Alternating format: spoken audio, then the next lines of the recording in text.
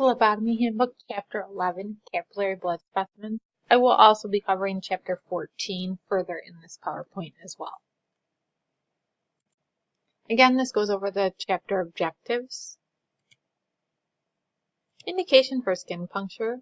This would be drawing blood via the fingertips capillary beds.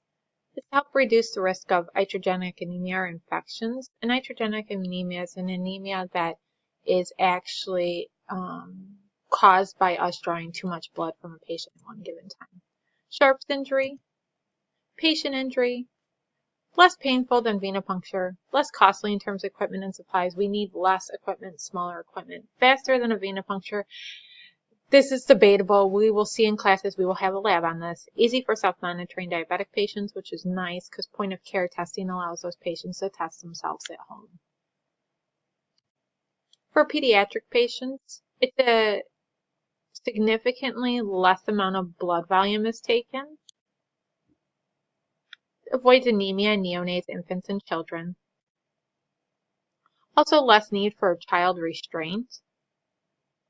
For adult patients, if the patient is burn, thrombotic tendencies, fragile veins, geriatric, or is obese, this particular procedure might be beneficial. Save veins for therapy, home testing, self-testing, and point-of-care testing.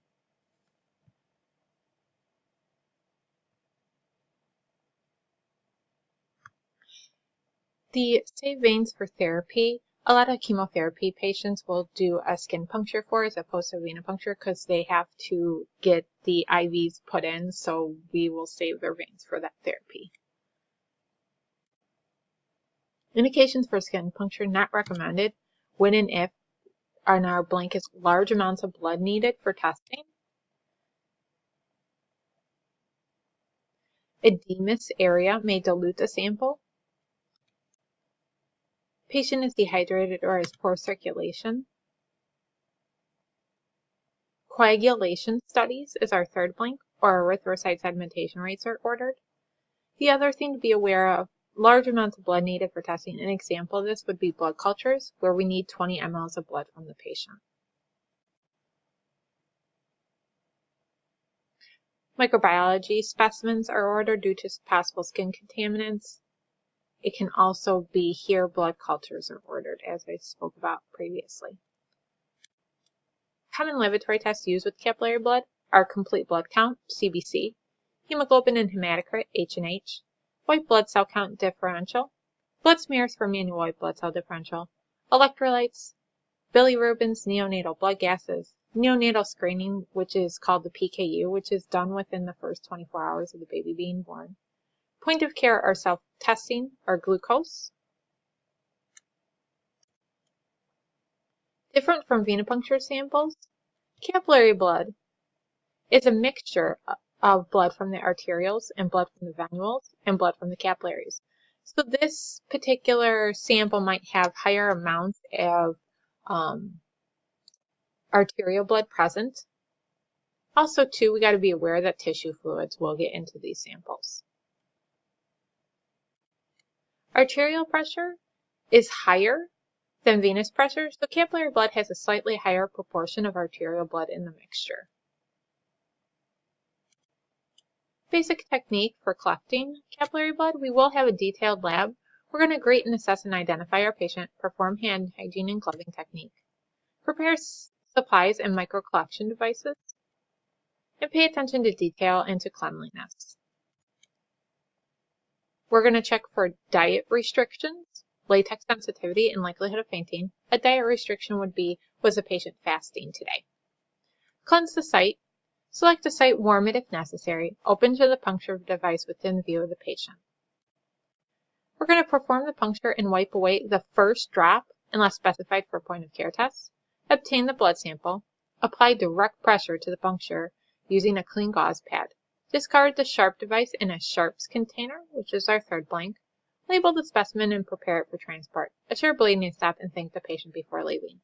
Again, we will have a detailed lab going over all these procedures going forward.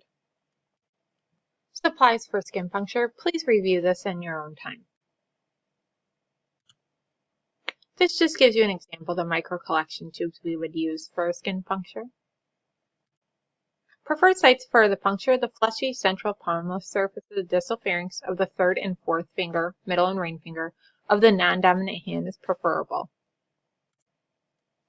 This gives you the site selection.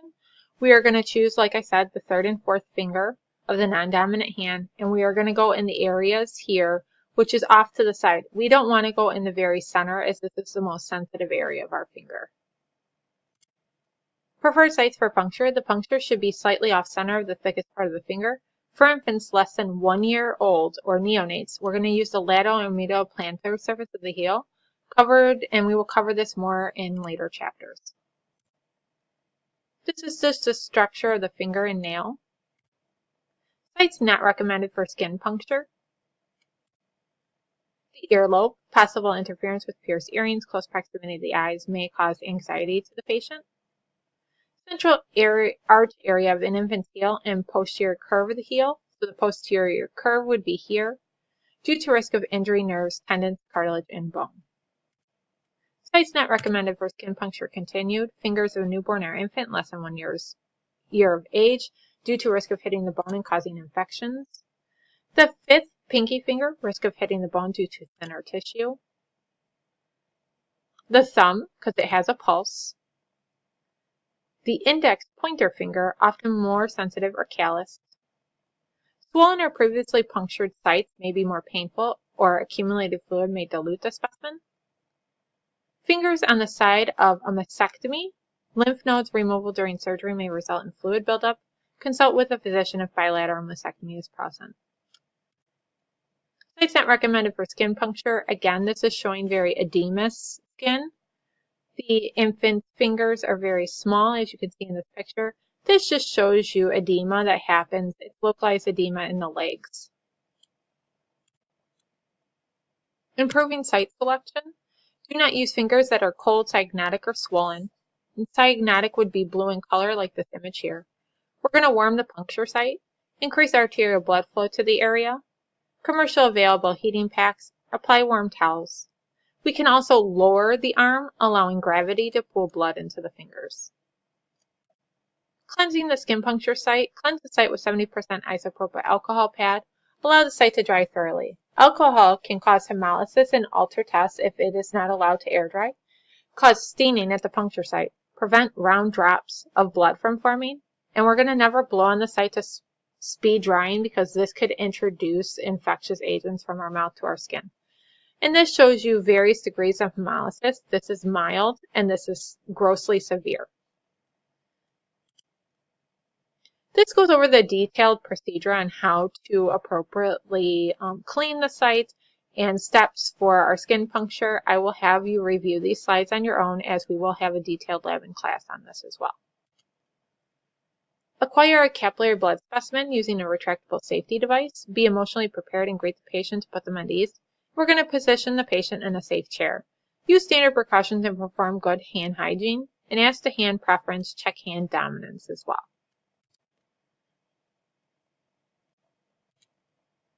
Again, I'm going to have you view these slides on your own, as we will have a detailed lab and class on them.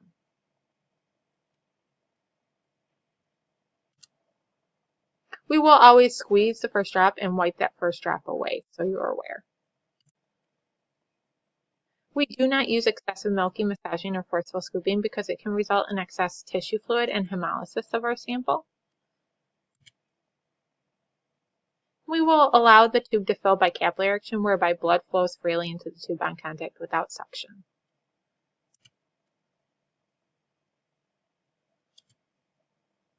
We're going to gently invert tubes with additives 10 times to mix the blood with the additives, and we're going to seal the micro collection tubes carefully prior to transport. We're going to make sure to avoid air bubbles as well. Air bubbles can enter the tube, therefore causing erroneous test results. Please refer to the picture for blood smears on procedure 11/2 in your textbook.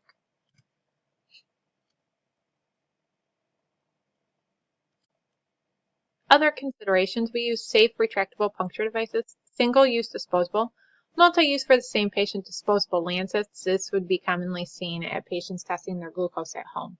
We're going to use the correct depth for patients. Depth should be 2 to 3 millimeters for adults, and depth should be less than 2 millimeters for children. And we're going to avoid milking or excessive squeezing. That is our blank for the bottom of this page. Order of draw changes for our capillary specimens. After the first drop is removed, our EDTA or lavender tube is drawn first for hematology tests. Other tubes with additive and then non-additive tubes would come last. We will review this slide in class. Blood smears rationale. I'm going to have you view this slide on your own. We do these slides for confirmation testing, detecting abnormalities, and backup methods. We will have a detailed lab in class.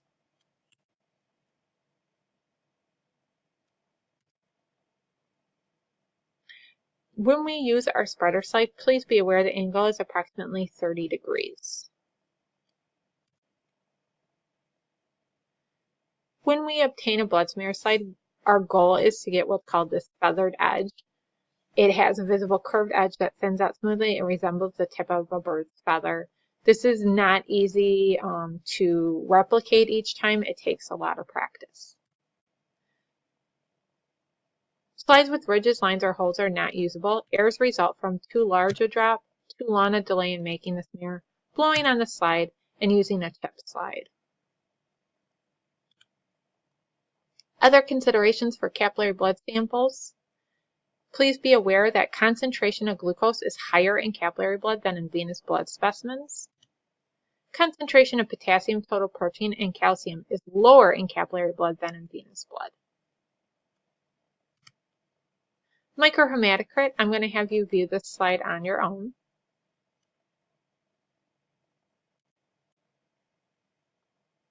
Along with the next slide here as well. Blood pH and blood gas determinations. Warming the site to increase arterial blood flow prior to collecting blood for pH and blood gases. Heparinized capillary tubes must not contain air bubbles, because exposure to air will affect values, and we're going to quickly seal the specimen after inserting the magnetic mixing bar.